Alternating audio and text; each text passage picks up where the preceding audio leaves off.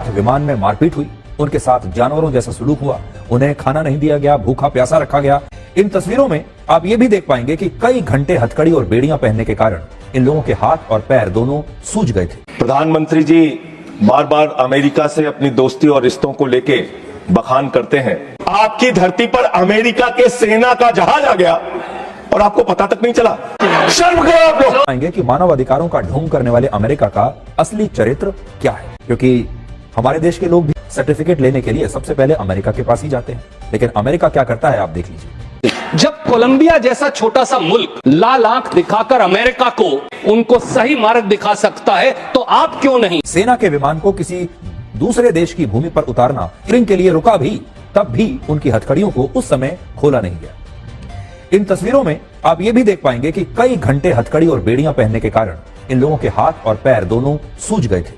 और सबसे बड़ी बात यह है कि इन लोगों को अमेरिका के सुरक्षा अधिकारियों ने विमान में टॉयलेट जाने की भी इजाजत नहीं दी, ऐसा इनका आरोप है। इन बातों से आप समझ पाएंगे कि मानव अधिकारों का ढोंग करने वाले अमेरिका का असली चरित्र क्या है, क्योंकि हमारे देश के लोग भी और पूरी दुनिया के लोग मानव अधिकारों पर या दूसरी बातों पर सर्टिफिकेट लेने के लिए सबसे पहले अमेरिका के पास ही जाते हैं। लेकिन अमेरिका क्या करता है, आप देख लीजिए। अब इस सवाल पर आते हैं कि अमेरिका ने अवैध प्रवासियों को भारत भेजने के लिए अपनी वायुसेना के जिस C-17 ग्लोब मास्टर एयरक्राफ्ट का प्रयोग किया, यह उसने क्यों किया? क्यों उसने अपना एक मिलिट्री एयरक्राफ्ट भेजा? अमेरिका का कानून यह कहता है कि सरकार निर्वासन के लिए चार्टर्ड प्लेन या कमर्शियल प्लेन का इस्तेमाल कर सकती है, लेकिन इसमें सैन्य विमानों के इस्तेमाल का जिक्र नहीं है। उनके कानून में यह नहीं लिखा है कि वो मिलिट्री एयरक्राफ्ट से छोड़कर आएंगे ऐसे लोगों को। लेकिन इस तरह के मिलिट्री एयरक्राफ्ट का इस्तेमाल पिछले महीने से ही शुरू हुआ है। जब से डोनाल्ड ट्रंप अमेरिका के नए राष्ट्रपति बने हैं, तब से यह शुरू हुआ है। राष्ट्रपति ट्रंप ने आते ही अपने एक एग्जीक्यूटिव ऑर्डर पर हस्ताक्षर करके अवैध प्रवासियों को निर्वासित करने की जिम्मेदारी अब अमेरिका की सेना को सौंप दी है। और इसी के तहत अमेरिका की वायुसेना के विमान अलग अलग देशों के अवैध प्रवासियों को उनके देश वापस छोड़कर आ रहे हैं। अब यह जिम्मेदारी वहां की सेना पर छोड़ दी गई है। बड़ी बात यह है कि इसमें अमेरिका का ज्यादा पैसा खर्च हो रहा है। C-17 ग्लोब मास्टर जैसे विमान से अवैध प्रवासियों को भारत डिपोर्ट करने का खर्च 6 करोड़ रुपए है, जबकि अगर यही काम किसी चार्टर एयरक्राफ्ट या कमर्शियल प्लेन से किया जाता तो इसका खर्च लगभग 1 करोड़ रुपए के आसपास आता। अमेरिका ने प्रत्येक अवैध प्रवासी को भारत निर्वासित करने पर औसतन 5 लाख रुपए प्रति व्यक्ति खर्च किए हैं। और यह खर्च इतना है कि इसमें एक व्यक्ति की बिजनेस क्लास की या फर्स्ट क्लास की टिकट आ सकती थी।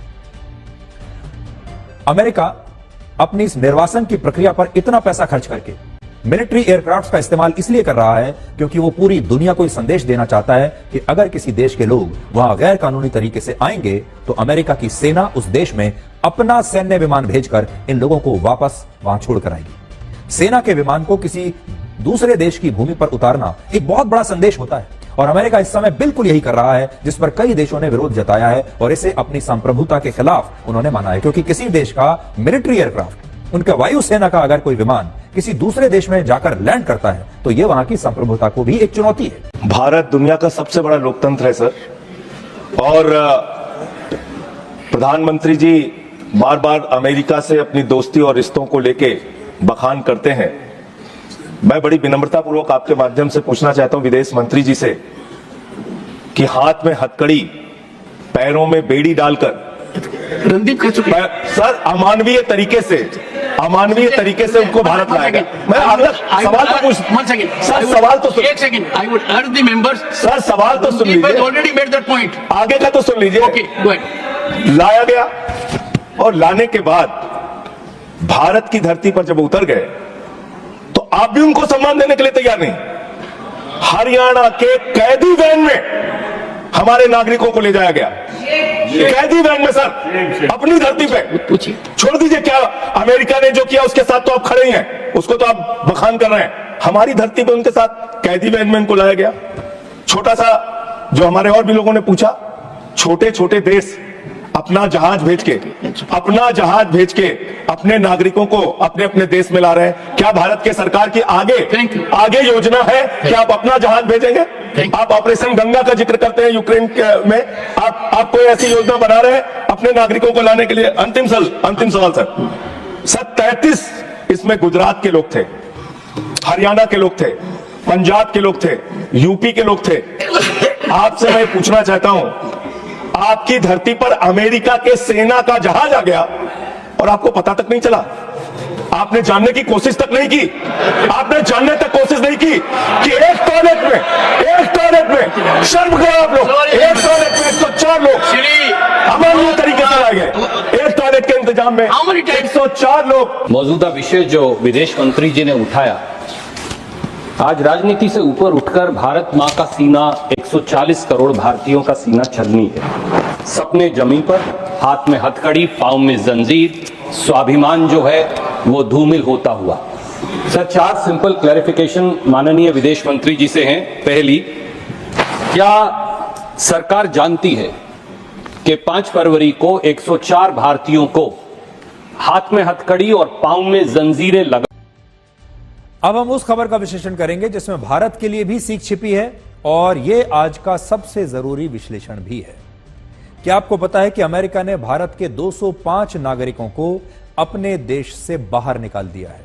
ये वो भारतीय नागरिक हैं जो घुसपैठ के रास्ते से अमेरिका में अवैध रूप से दाखिल हुए थे, यानी अमेरिका में अवैध रूप से रह रहे थे। अमेरिका के immigration and customs enforcement department ने ऐसे 205 भारतीयों को चिन्हित किया और आज ही उन्हें भारत वापस डिपोर्ट कर दिया।